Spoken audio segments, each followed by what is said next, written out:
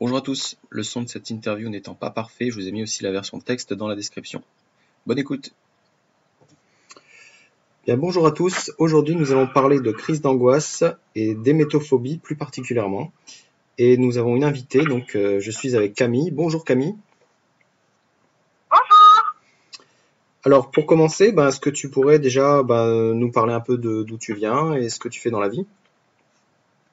Oui, alors je vais avoir 25 ans cette année et donc du coup maintenant je suis chargée de recrutement, donc je travaille dans le domaine du recrutement. Mon parcours scolaire l'année dernière, il a du coup été pas mal perturbé par mes angoisses, mes phobies scolaires et tout ça dû à mon hémétophobie. D'accord. Est-ce que tu peux nous raconter la première fois que tu as ressenti l'hémétophobie, donc la phobie de vomir, pour ceux qui connaissent pas? Oui, le plus loin que je puisse me souvenir, j'ai l'impression que ça a toujours été présent, mais il y a vraiment une fois particulièrement où je me rappelle comme être la première fois où ça m'a vraiment angoissée. C'était en primaire, c'était à l'école, et en fait j'ai été malade à l'école, donc j'ai vomi sur ma table, et c'est vraiment à partir de là que après ça m'a angoissée mes nuits et jours, que je me suis mise à y penser vraiment tout le temps. D'accord. Et est-ce que tu peux nous décrire justement qu'est-ce que tu ressentais quand tu avais toute cette angoisse de vomir? En fait, c'est un cercle vicieux parce que à partir du moment où je me mets à penser à l'idée de vomir, et je me crée toute seule des symptômes, donc des nausées, etc. Oui. Donc ce qui amplifie le fait que j'ai peur de vomir et ce qui amplifie les symptômes. Et donc ensuite, j'ai des nausées, j'ai mon cœur qui bat de plus en plus fort et de plus en plus vite. En général, j'ai très très chaud et puis je commence à perdre un peu mes repères, quoi. J'ai un peu du mal à savoir où est-ce que je suis. Il y a du bruit autour, ça devient vraiment un brouhaha, j'entends beaucoup dire. Ah oui. Tout devient très confus et après c'est de plus en plus c'est un cercle vicieux et du coup ça devient de plus en plus important si j'arrive pas à moi-même arrêter cette pensée. Et du coup, si jamais tu n'y arrives pas, ça peut aller jusqu'à la crise d'angoisse du coup. Ah oui, aujourd'hui ça m'arrive quasiment plus parce que j'ai vraiment appris à me rendre compte que c'est dans ma tête et que je crée toute seule les symptômes. Donc j'arrive à arrêter ma crise parce que j'arrive à me persuader et à me rendre compte que c'est pas réel. Mais par contre, avant, quand je n'étais pas autant à me contrôler, oui, ça allait jusqu'à la crise d'angoisse, je pouvais plus respirer, qu'il fallait que je sorte absolument de l'endroit où j'étais, que je étais toute seule, que ça passe, et parfois ça peut mettre plusieurs heures à passer. Ah oui, d'accord. Donc, tu as eu des crises d'angoisse qui pouvaient durer plusieurs heures carrément? Ah oui, particulièrement la nuit. Ouais. Où ça pouvait durer, je faisais des nuits blanches entières parce que j'avais peur de m'endormir, parce que j'avais peur de me réveiller en étant malade. Ah oui, d'accord. Ah oui, c'est très long, hein, des angoisses comme ça. Oui, d'accord. Très dur. Hein. Et du coup, est-ce que donc toute cette période difficile, ça a duré sur combien de temps? Ça, plusieurs années? Ou alors tu as eu des pauses qui étaient un peu moins dures? Non, ça s'est jamais. En fait, ma phobie, elle est jamais partie parce qu'aujourd'hui, elle est toujours là. C'est vraiment que j'ai appris à faire avec. Mais les années vraiment les plus difficiles, ça a été à partir de la 5e. Oui. Il y a à peu près 2 ans. Donc, je dirais, une dizaine d'années presque. Ah oui, d'accord. Ouais. Okay. Peut-être 8 ans à peu près, où vraiment ça a été très difficile. 8 ans, d'accord, oui, c'est très long. Et est-ce qu'il y a eu, enfin, est-ce que c'est à peu près toujours pareil, ou il y avait des périodes qui étaient plus dures que d'autres, ou est-ce que tu as eu des moments de répit quand même? De répit complet, non, jamais parti. Ouais. Disons que j'ai fait maintenant avec l'idée que je pense que ça partira pas. Ouais. Mais il y a eu des moments pires, par exemple l'hiver pendant les épidémies de gastro. Oui. Là, ah oui. je pensais encore plus parce que du coup, forcément,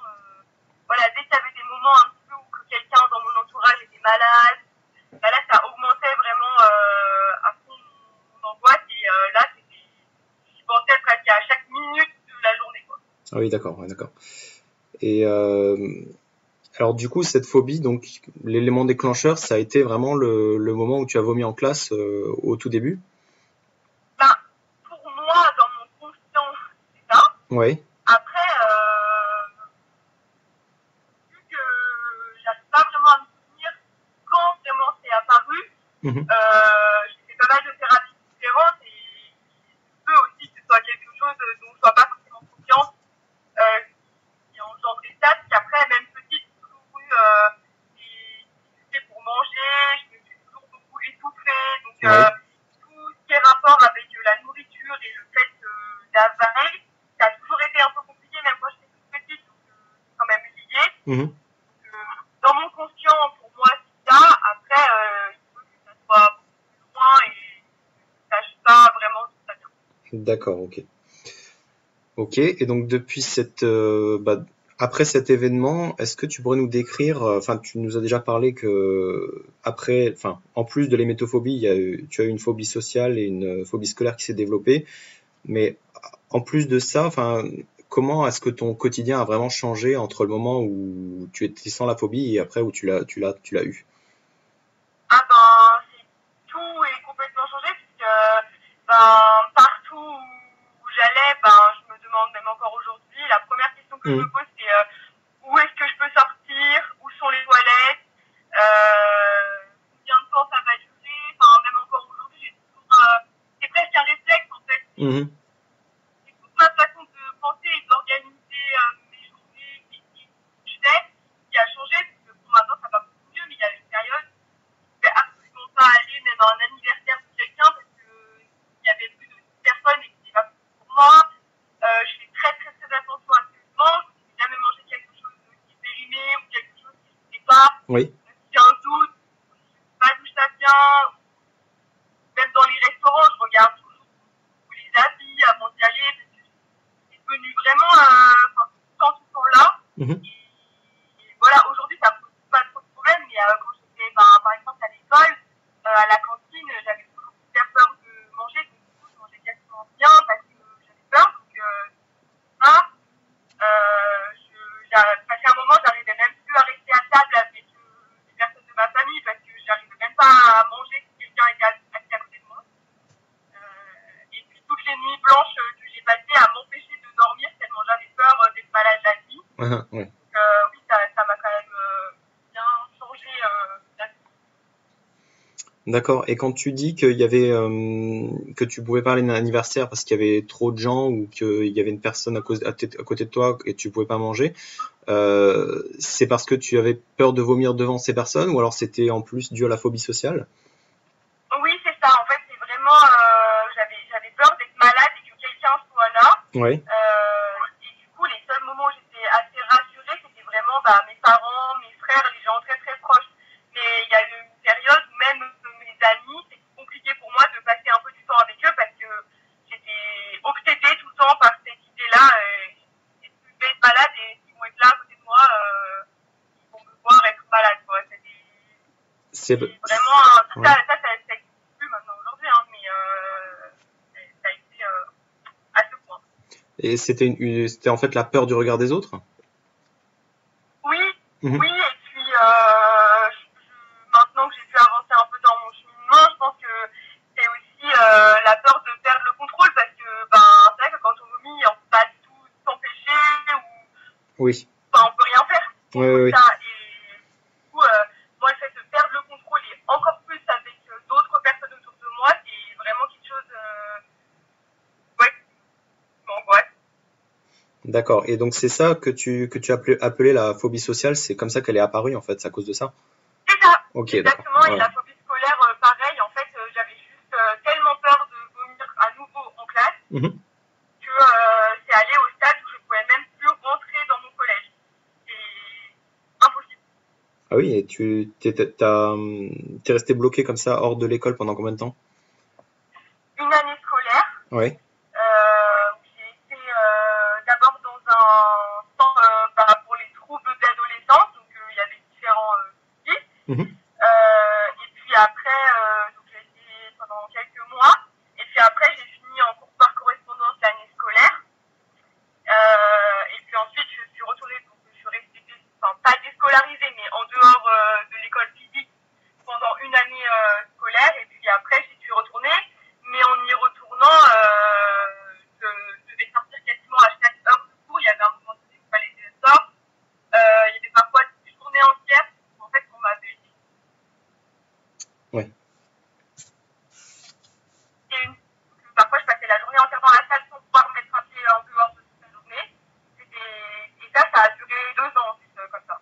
D'accord, ah oui, d'accord. D'accord. Et après tout ça, donc, bah, comment est-ce que tu as fait pour t'en sortir? Ben, j'ai toujours continué et puis ma maman a toujours été très. Enfin, sur le moment, ça a été très difficile parce qu'elle a pas été très compréhensive. Elle m'a toujours un peu obligée Oui. à continuer. Elle m'a jamais trop laissé de répit. Mais aujourd'hui, je suis contente qu'elle l'ait fait parce que sur le moment, c'était vraiment difficile. Parce Mhm. qu'elle m'obligeait et moi, c'était voilà. Mais je pense que c'est aussi parce qu'elle m'a obligée que j'ai pu continuer ma vie, quoi. J'ai continué à aller à l'école. Alors, je passais des fois des journées à pleurer à l'école, mais au moins j'y étais. Ouais. J'ai pu voilà, continuer sans redoubler, j'ai continué à mes années. Et après, là, j'ai continué l'école de commerce l'année dernière. Ouais. Il y a Super. 10 ans, personne, je pense, aurait cru Ouais, que super. ça c'était un petit comme ça. Et je pense que c'est vraiment le fait qu'elle m'a jamais lâché, elle m'a jamais laissé sombrer toute seule, quoi. Elle m'a Mhm. jamais pu me laisser aller, en fait. Même si ça allait pas, même si je pleurais toute la journée, fallait quand même que je me sorte, Ouais. que j'y aille. Et à force, ça a duré, j'ai supporté vraiment pendant 2 ans. Vraiment, c'était des journées horribles. Et en fait, à force de faire des efforts et de m'obliger, et petit à petit, j'ai réussi à comprendre comment prendre moi et comment petit à petit, chaque année scolaire était un peu moins pire. Ouais. Et quand je suis arrivée en terminale, quasiment normal. D'accord. Ok. Ouais, donc c'est le fait de persévérer à vivre ta vie de tous les jours Oui, qui t'a oui, oui, lentement et vraiment. difficilement sorti de cette situation. D'accord. Et encore aujourd'hui, c'est comme ça que. Et même encore aujourd'hui, de mettre un pied en dehors de chez moi tous les matins, c'est un effort, Ouais. tous les jours. Ouais. Et par contre, je ne m'autorise même pas à penser à l'idée de rester chez moi. Parce que je sais qu'on me trouve super vite dans le cercle qui est Ouais. rassurant et qu'on a encore plus envie de rester chez soi, qui ne s'arrête jamais. Même encore aujourd'hui, c'est un effort tous les jours de sortir, mais il n'y a pas. Ça fonctionne pas pour moi de faire marche arrière. Il n'y a pas de. Je m'autorise même pas à y penser ou Mhm. faire autrement. Ouais, d'accord. Ok. D'accord. Et tu nous disais que tu avais essayé différentes thérapies aussi? Oui, j'ai fait une thérapie classique avec un psychologue pendant plusieurs années, pendant 7 ans. Ouais. Ça m'a beaucoup aidé pour comprendre le fonctionnement de tout ça. C'est vrai que moi Ouais. j'étais un peu. Déjà j'étais jeune, j'avais 10 ans quand ça a vraiment commencé, donc j'avais un peu de mal à. Quand j'arrivais, j'étais pas mal submergée. Ouais. C'est vrai que ça m'a vraiment aidé pour comprendre les mécanismes de la tête, pour arriver à gérer. Mhm. Et après, bah, à mon sens, vraiment faire un gros pas en avant, c'est le MDR. Ouais. Mhm. Voilà, la programmation par différents mouvements des yeux. Oui, mouvement des yeux. Oui, oui. Voilà, là j'ai revécu cet traumatisme et des livres justement pas comme des traumatismes, mais comme juste un événement de la vie. Et ça j'ai vraiment vu un avant-après. J'ai fait 7 séances. Ouais. Là, j'ai vraiment vu un avant-après. Je ne peux pas dire que c'est parti, c'est pas parti, Ouais. mais ça a vraiment changé quelque chose dans ma façon d'appréhender les choses. D'accord. Ok. Très intéressant. Alors, je crois que le MDR, c'est quand même une thérapie qui est pas très connue. Et donc, Oui, ça t'a quand même beaucoup soulagé assez ah oui, rapidement, c'est ça? vraiment. Ouais. Oui, j'ai fait 7 séances, donc à peu près, il y avait 15 jours entre chaque. Alors, c'est éprouvant. Enfin, en tout cas, moi, ça a été très éprouvant parce que Ouais. on doit revivre des traumatismes, donc on doit y retourner. Ouais. Pour ma part, ça m'a vraiment fait revivre absolument toutes les sensations. Voilà. Ça a été vraiment, vraiment difficile. Mais j'ai vraiment senti un avant-après. Ça m'a vraiment. C'est comme si des souvenirs un peu traumatisants en rapport avec le fait de vomir étaient devenus un peu flous. Oui. Et du coup, ils sont là. Mais ça m'angoisse beaucoup moins de penser, quoi. D'accord. Et est-ce que c'est des soins qui sont remboursés par la Sécu? Ou est-ce que c'est cher? Alors, non. Enfin, en tout cas, moi, c'est pas peut-être pour les personnes qui ont des pathologies peut-être connues, je sais pas, mais moi, Oui. en tout cas, non. D'accord. Ni la psychothérapie d'ailleurs, parce qu'il faut passer par un psychiatre pour être remboursé. Oui. Mais moi, j'avais un psychologue pas remboursé, c'était 50 € par séance. Oui. Il y a eu une période où j'y allais 2 fois par semaine. C'est important. Et pour ce qui est de l'EMDR, c'était, il me semble, 90 € la séance. Mhm. Et j'en ai fait 7. Donc oui, par contre, ça a un coût. Mais pour moi, j'ai préféré investir sur le fait d'aller mieux et peut-être mettre de côté d'autres choses.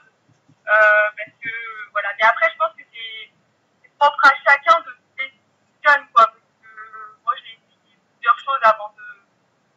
Enfin, plusieurs thérapeutes, hein, parce que même dans le MDR, j'en avais déjà fait avec un autre thérapeute il y a plusieurs années en arrière et ça n'avait absolument rien fait. Ah oui, d'accord. Et là, cette fois-là, ça a vraiment été. Voilà. Donc, je sais pas aussi, moi-même, est-ce que j'étais prête il y a quelques années à. Parce que ma phobie fait tellement partie de moi Mhm. que j'ai presque peur de ne plus avoir peur. Oui, je vois ce que tu veux dire, oui. Oui. Voilà, ça rythme tellement toute ma vie que j'ai l'impression qu'il va me manquer quelque chose si on me l'enlève. Oui. Je pense qu'il faut avoir déjà fait quand même un cheminement et avoir de la volonté pour que ça fonctionne. Oui, effectivement, j'avais lu beaucoup, enfin parler de plusieurs personnes qui avaient fait de l'EMDR, mais ça dépend vraiment de chacun et de situation. Il y en a pour certains, ça va être magique, ils vont vraiment perdre beaucoup de leur phobie quasiment en très peu de temps, et il y en a d'autres, par contre, ça peut soulager un peu, mais sans plus, quoi. C'est ça. Et puis je pense après, enfin, c'est difficile, hein, mais je pense qu'il faut pas avoir d'attente dans le sens où moi j'ai jamais cherché ce qui avait changé. D'accord. J'ai senti à un moment donné que c'était beaucoup plus simple pour moi Mhm. de faire avec. Mais après, j'ai pas, après chaque séance, j'ai pas cherché à me dire est-ce que telle ou telle chose a vraiment changé. Pour moi, c'est vraiment quelque chose de global. Je me sens plus sereine et j'ai l'impression que j'ai beaucoup plus de facilité Mhm. à faire avec.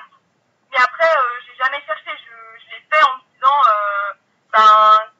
ça sera que du mieux. Mais j'ai rien attendu et je pense que des fois, quand on en attend trop ou qu'on attend des choses vraiment spécifiques, c'est là qu'on est dessus et qu'après Oui, ouais. on a l'impression que jamais ça va s'en aller et tout ça et tout ça. Et je pense que c'est des cercles vicieux de mental, quoi, pour se créer nous-mêmes. Bah justement, donc tu anticipes ma prochaine question. Est-ce que depuis les moments où tu vas mieux, est-ce que ta façon de penser a changé? Est-ce que justement t'as des mauvaises pensées que tu avais avant et que tu n'as plus? Ou est-ce que tu as réussi à travailler tout ça? Ah bah oui, complètement, parce que les années où ma phobie avait pris complètement le dessus c'était le centre de ma vie, il y avait Mhm. pratiquement qu'à ça que je pensais. Là, c'était très difficile, hein. Moi, j'ai eu envie de mourir, je pense, de 12 à peut-être 17, 18 ans, Mhm. parce que j'avais l'impression que j'allais jamais réussir à prendre le dessus et que ma vie entière allait toujours être dictée par ça. Oui. Et je voyais vraiment pas comment je pouvais faire, parce que j'arrivais à continuer ma vie, parce que je me forçais, mais je voyais pas comment un jour, ça serait pas un effort de vivre, en fait. Oui. Et donc, ça a été, voilà, un effort pour moi de rester là pendant plusieurs années. Puis en plus, l'adolescence, c'est facile pour personne, donc en plus, voilà. Mhm. Donc, voilà, enfin, je vivais un peu en me disant, bon on verra, mais sans grande conviction qu'un jour, ça serait bien, quoi. Ouais. Et c'est vrai que après, petit à petit, ça n'a pas été mieux du jour au lendemain, mais à partir du moment déjà où je suis sortie du lycée, que je suis rentrée en études supérieures et que j'ai vécu toute seule, ça m'a vraiment... j'ai réussi à me rendre compte que déjà je pouvais me porter toute seule, j'avais pas besoin que ma mère m'oblige à faire pour que j'y arrive toute seule. Mhm. Et je me suis Super. rendu compte en fait un jour à quel point j'avais Ouais. Et de continuer en plus, parce que je n'ai jamais arrêté de faire quelque chose, je me suis jamais laissé aller, j'ai jamais eu un traitement médicamenteux, j'ai toujours voulu juste continuer par moi-même. Mhm. Et un jour, je me suis dit, bah, quand même, bah, j'étais beaucoup plus forte et courageuse que je pensais de moi. Mhm. Et que donc, il y avait pas de raison, parce que finalement,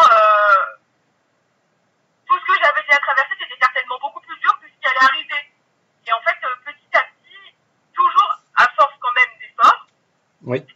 c'est venu de mieux en mieux. Et après, aujourd'hui, ma vie n'a plus rien à voir. Aujourd'hui, et même si de temps en temps j'ai quelques angoisses, hein, toujours à ce sujet, j'ai accepté déjà le fait que ça faisait partie de moi et que peut-être ça s'en irait jamais. Ouais. Donc déjà aujourd'hui, plus dans la lutte, je suis plus en train d'essayer que ça s'enlève.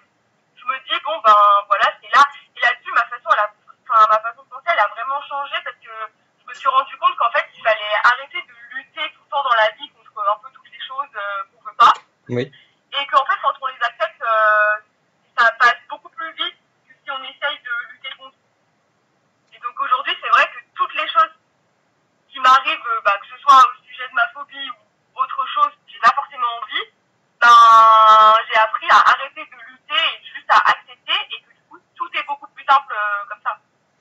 Oui, d'accord. Donc en fait, c'est mentalement, t'as vraiment entre le début Ah et oui, maintenant, t'as vraiment repris le dessus sur ta phobie et maintenant voilà. elle existe toujours, Voilà.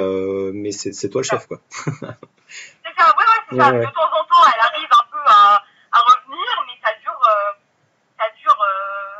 peut-être un quart d'heure, une demi-heure parfois où j'arrive pas, mais j'arrive toujours, mon mental arrive à reprendre le dessus maintenant et à me dire, ça s'arrête, quoi. J'arrive à faire arrêter ça assez rapidement. Et puis, du coup, ça me sert un peu pour toutes les choses de la vie, parce qu'il y aura toujours dans la vie plein de choses qu'on n'a pas tellement envie qui se Hmm. produisent, ou voilà. Et le fait d'avoir ma capacité maintenant à accepter et au lieu de combattre, c'est beaucoup moins épuisant et en général, ça passe encore plus vite. D'accord, super. Super, donc ça c'est pour la façon de penser. Et est-ce que tu as aussi remarqué que tu as changé des habitudes qui font que tu es moins angoissé ou alors entre le début de ta phobie et maintenant? Je sais pas si je suis assez clair. Oui, oui, oui, après, c'est pas vraiment des habitudes, mais j'essaye toujours de faire mieux dans le sens où il y a encore aujourd'hui des choses, par exemple, que je ne mange pas parce que, Mhm. soit parce qu'une fois j'ai été malade avec, soit parce que, je sais pas, ça m'inspire pas confiance. Et Ouais. petit à petit, j'essaye de me forcer et de prendre sur moi pour, par exemple, les manger. Et une fois que c'est fait et qu'il s'est rien produit, Ouais. c'est comme si j'avais gagné un petit peu de terrain en me disant ah bah tu vois ça, tu peux le faire maintenant. Et Hmm. petit à petit, comme ça, il y a plein de choses que je refais parce que bon la première fois je me suis un peu obligée à le refaire. Et Ouais. puis après je me rends compte qu'il n'y a rien produit finalement de grave. Et du coup petit à petit j'arrive à gagner et à avoir. Enfin, aujourd'hui c'est une vie normale, hein, je veux dire quelqu'un à qui je ne dis pas ma phobie elle existe, il ne le sait pas quoi. Hmm. Et, c'est pas vraiment des habitudes, mais j'essaye toujours d'avancer plus. Je me laisse pas me reposer en me disant ok, comme ça c'est déjà bien. Je me dis c'est bien ce que j'ai fait, mais faut faire mieux. Ouais, d'accord. Ouais, t'es toujours dans comment dire, enfin, dès que tu peux prendre du terrain à nouveau sur ta phobie, sur ce C'est qu'elle t'a ça, appris, tu le fais, même exactement. petit à petit, et Voilà. tu lâches rien. Super. Ouais, génial. Parce que je veux surtout pas retourner dans l'autre sens. Donc Hmm. je me dis que tant que j'avance, je peux pas reculer. Hmm. Ouais, Faire, effectivement. Super. Et aussi, tu parlais tout à l'heure, c'est vrai que quelque chose qui revient souvent dans les phobies, enfin, les gens qui ont des phobies pendant très longtemps, ils s'identifient à elles et du coup, ça devient comme une partie d'eux-mêmes, hein, comme tu disais, et comme malheureusement, ces personnes peuvent se mettre à aimer leur phobie, enfin, cette partie d'eux-mêmes, et ça, du coup, ça devient un frein pour guérir, pour s'en débarrasser. Mais bon, toi, à ce que je vois, donc tu l'as accepté, mais bon, tu lui tapes dessus quand même pas mal, quoi. Oui, oui, j'accepte juste que ça existe et que ça sert à rien de. Parce que j'avance, mais c'est pas de la lutte, dans le sens où je suis plus du tout en colère, où je me répète pas chaque jour, il faut que ça s'en aille, je me dis, ok, Mhm. elle est là, mais chaque fois que j'ai l'occasion, par contre, de lui prendre un peu de terrain, je le fais. Mais par contre, oui, c'est pas, je veux pas dire qu'à un moment donné, j'ai aimé ma phobie, mais par contre, c'est un côté très rassurant pour moi, parce qu'en fait, je me dis que tout ce que j'ai mis en place à cause de ma phobie, Oui. fait que je suis très rarement malade. Et en fait, des fois, je me dis, si ma phobie n'est plus là, je vais peut-être du coup faire moins attention Oui. et du coup être malade. Et comme ma phobie, elle existe quand même toujours, Oui. ben ça m'angoisse de me dire que peut-être je vais faire moins attention et que donc ça risque de faire que je suis souvent malade. Et c'est vraiment ce côté-là que j'ai peur de perdre parce que j'ai peur de faire moins attention et c'est là que je vois bien qu'elle est toujours là parce que c'est quand même voilà paradoxal parce que donc c'est un côté rassurant pour moi en fait de me dire que j'ai mis plein de choses en place qui font qu'aujourd'hui je suis quasiment jamais malade. Ouais, c'est très intéressant ce que tu dis. En fait, ouais, là, c'est pas, ouais, c'est même pas une relation de, il y a même pas de haine en fait. C'est juste une acceptance complète Non, du phénomène et tu en tires juste le meilleur en fait, effectivement, parce que oui, c'est ouais, ça. quand on a peur de, ouais, la peur de vomir, du coup, tu prends beaucoup de précautions. Bon, après, les excès, tu les gommes petit à petit jusque maintenant, mais oui, effectivement, il Oui, reste des choses de positives, hein, c'est super. voilà. Oui, bah, je me dis, enfin, aujourd'hui, j'arrive à me dire que puisque c'est là, Mhm. et puisque ça m'a construite comme fille, ben, autant en tirer quelque chose. Au lieu de être pas content, être triste, être en colère, ou Mhm. en vouloir à je ne sais qui, ben, de toute façon, c'est là. Donc, ben, puisque c'est là, autant faire avec. Et je me dis, eh ben, voilà, chaque chose que j'arrive à un petit peu estomper ou enlever, ben, c'est bien. Mais après, non, voilà, j'ai pas du tout de. Je suis pas en colère, j'ai pas envie absolument que ça s'enlève, c'est pas Mhm. ça. Je me dis que tant que je peux vivre ma vie, ben, ça me va. Voilà. Ça Ok, me. Ça super. Et est-ce que tu aurais un conseil particulier à donner aux gens qui sont, bah, qui seraient dans ta situation d'il y a quelques années, avec une hémétophobie vraiment très forte? ben, c'est difficile et c'est que souvent je répète un petit peu dans les groupes, Ouais. quand je discute avec des gens, que ce soit l'hémétophobie ou toutes les autres phobies, ou les dépressions, les choses comme ça, je sais que c'est vraiment difficile d'entendre ça et je sais que c'est très très difficile de le faire et que c'est même parfois pas possible. Mhm. Mais moi, honnêtement, sauver qui a fait qu'aujourd'hui j'ai dit, c'est de m'être forcée. Il n'y a pas, enfin, oui, sur le moment, c'était vraiment horrible. Ouais. Vraiment, moi, je passais des journées à pleurer, j'étais hyper maigre parce que j'arrivais pas à manger et que le peu que je mangeais, j'étais tellement stressée que voilà, enfin, ça a été très très difficile. Mhm. Et je suis quasiment certaine que si ma mère m'avait pas forcée et qu'en fait, moi aujourd'hui je me force pas, je ferais rien. Je me serais laissée submerger. Mhm. Je sais que c'est super dur à entendre et très dur à mettre en place. Pour moi, la seule chose à faire, pour moi, il n'y a pas de trouver une thérapie, un thérapeute qui nous convienne pour nous Ouais. aider, mais la solution, elle est en nous-mêmes. Parce que le problème, il est en nous-mêmes. Donc, Mhm. je pense qu'il ne faut pas chercher la solution à l'extérieur, puisque le problème, il fait partie de nous. Mhm. Donc, quand le problème, il fait partie de nous, pour moi, la solution, elle est dans soi-même. Et je sais que c'est dur à entendre, et il y a des gens qui ne sont pas prêts à l'entendre, mais pour moi, la seule vraie solution, c'est de se forcer. D'accord. Et c'est de se mettre un peu, entre guillemets, un coup au cul et de dire, bah, ok, c'est difficile, mais tant pis, quoi. De pas trop se laisser le choix. Pour moi, en tout cas, c'est sur moi ce qui a marché. Mhm. D'accord, super. Bah, en tout cas, Camille, merci beaucoup pour ton témoignage, hein. J'espère que bah, qu'il va inspirer ou motiver, à redonner l'espoir à beaucoup de gens Bah, j'espère qui ont aussi. cette phobie. Parce qu'il n'y a pas beaucoup de choses J'espère aussi. de disponibles sur c'est une phobie très répandue et pas très connue. Non. Donc ouais, c'est super sympa. Et puis message aussi. Avec plaisir. Super. Et puis message aussi aux personnes qui veulent aller plus loin. Je peux vous envoyer des conseils contre l'anxiété par mail.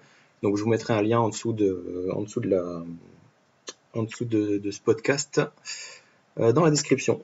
Voilà. Merci encore Camille et puis à la prochaine et prenez soin de vous.